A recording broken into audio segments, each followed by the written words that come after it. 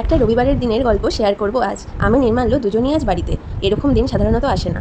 বেশিরভাগ রবিবার আমার ছুটি থাকলেও নির্মাল্য ডিউটি থেকেই যায়, কিন্তু আজকে আমরা দুজন বাড়িতেই। সকালে উঠতে রীতিমতো দেরি হয়ে গেছিল, তাই সকালে উঠে ফ্রেশ হয়ে ঘর ঝাড় দিয়ে আমি চলে এসেছিলাম ব্রেকফাস্ট বানাতে। কালকে স্মার্ট বাজার থেকে অ্যাভোকাডো নিয়ে এসেছিলাম, কিন্তু আমি ঠকে গিয়েছি। তো আমি অ্যাস্থেটিকভাবে ভিডিও করবো, অ্যাভোকাডো টোস্ট বানাবো বলে সব কিছু রেডি করে নিয়ে শেষে দেখি এই অ্যাভোকাডো একদমই কাঁচা এবং বীজটাও মাঝখান থেকে কেটে গিয়েছে। তবুও আমি চেষ্টার কোনো ত্রুটি করিনি, চেষ্টা চালিয়ে যাচ্ছিলাম, কিন্তু শেষমেশ আর হলো না।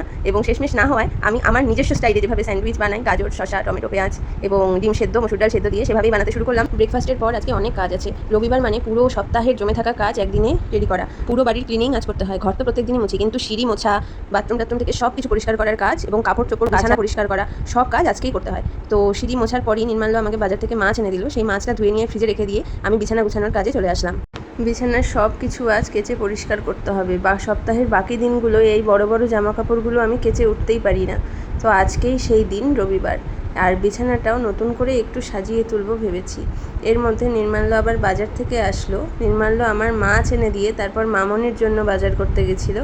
তার কারণ মামনি পুরো নিরামিষ খায়, মাছ এবং অন্য বাজার একসাথে আনা সম্ভব না।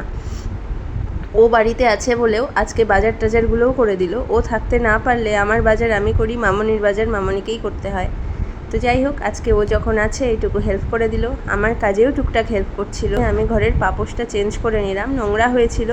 মিশো থেকে আরেকটা পাপোশ অর্ডার করেছিলাম, সেইটা পেতে নিলাম এবং পেতে নেওয়ার পর ঘরটা এবং চাদর রাখার পর দেখতে বেশ সুন্দর লাগছিল। এবার আমি এই সাইডটা পরিষ্কার করতে চলে আসলাম। এখানে ধুলো পড়ে সাদা সাদা হয়েছিল।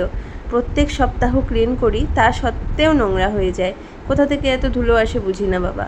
এই দেওয়াল টেওয়ালগুলোতেও এই ফটো ফ্রেমগুলো পরিষ্কার করার পর এই দেওয়াল টেওয়ালগুলোও ভালো মতন পরিষ্কার করে নিলাম, যাতে একদম ঘরটা ক্লিন লাগে এবং মনটা ফ্রেশ ফ্রেশ লাগে। আমার ওই পোর্শনটা গোছানো হয়ে গেল। এবার এই ড্রেসিং টেবিলটাও ক্লিন করে নেব। সারা সপ্তাহে খুব তাড়াহুড়ো করেই কাজ করতে হয়, সেই জন্য ঘর অগোছালো হয়েই যায়। রবিবার করে সেটাকে পুরো রিসেট করতে হয়। রবিবার যা যা করবো সেই অনুযায়ী পুরো সপ্তাহ আমাকে চলতে হয়। মানে সব কিছুর রিসেট, সবজি বাজার থেকে শুরু করে ঘর পরিষ্কার, জামাকাপড় পরিষ্কার, সব কিছু রিসেট রবিবার না করলে সারা সপ্তাহ চলা খুব মুশকিল হয়ে পড়ে। ঘরের এই পোর্শনটাও ক্লিন করে নিলাম ভালো মতো। সারা ঘর পুরো পরিষ্কার করে নেওয়ার পর এবার আমি যাব বাথরুমে। পুরো বাথরুম কোমর পরিষ্কার করে কাপড় কেচে বেরোবো। প্রচুর কাপড় জমে গেছিল, বিছানার চাদরগুলো কাচতে বেশ কষ্ট হয়। আর আমার মতে কাপড় কাচা পৃথিবীর মধ্যে সবচেয়ে বাজে কাজ। নির্মাল্য কাপড়গুলো মেলে দিয়ে আসবে, তাই বালতিটা বাইরে রেখে দিলাম। এরপর আমি নিজের চুলটা একটু শুকিয়ে নিয়ে স্কিন কেয়ার করে ওপরে মামনির কাছে খেতে যাব। দুপুরের খাবারটা মামনির কাছে খেয়ে আসবো।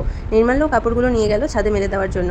খেয়ে আসার পর ও ফোন ঘাটছিল। ফোনটাকে আমি দূরে ছিনিয়ে নিয়ে একটু সানডে সাসপেন্স ওর সঙ্গে শুনবো বলে ওকে জোর জবরদস্তি করতে লাগলাম। ও কোয়ালিটি টাইম স্পেন্ড করতে চায় না, ওর কাছে ফোনটাই ওর আসল বউ, আমি সেকেন্ড।